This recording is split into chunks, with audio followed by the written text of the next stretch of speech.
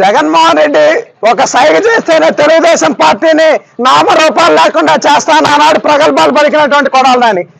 గతంలో గుడివాడలో క్యాసినో పెడితే తెలుగుదేశం పార్టీ నాయకులు నిజ నిర్ధారణకు వస్తే మీరు నా బొచ్చు కూడా ఇంటికి ఇప్పుక్క కూడా పీకలేరు అని చిటికిలేని చూపించి మరి మాట్లాడినటువంటి కొడాలని. ఈరోజు ఏ దద్దమల లోకములు లాక్కున్నావుంటాయా?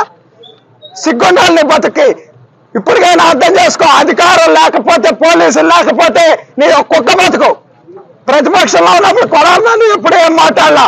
అధికారంలోకి వచ్చాక అధికారం బలుపుతో అధికారం మదంతో మాట్లాడి ఇవన్నీ కూడా ప్రభుత్వం ఉన్నాం. 2021లో కొడాలని సవాల్ ఇసిరాడు. తెలుగుదేశం పార్టీ అధికారంలోకి వచ్చి చంద్రబాబు గారు ముఖ్యమంత్రి అయితే రాజకీయ సన్యాసం తీసుకుంటా అన్నాడు.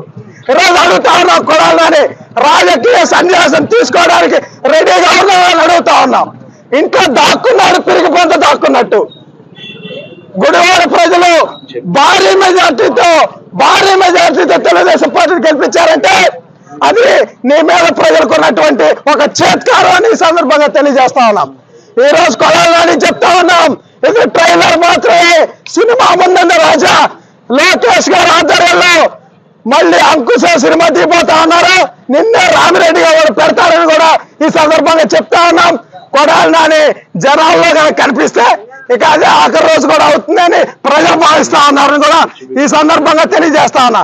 పీకుతారా బొచ్చు పీకు రమ్మంటావు కదా, రాబోయేరా బొచ్చు పీకుతారా రండి అన్నావుగా. చంద్రబాబు స్థాయి కాదు ఇది, మా స్థాయి సరిపోతుంది. రాబోయేరా కొడాలని. Hello everyone, Namaste, this is Sushmita Banerjee. Please like, comment and share and also subscribe TSR News channel. Thank you so much. Bye-bye.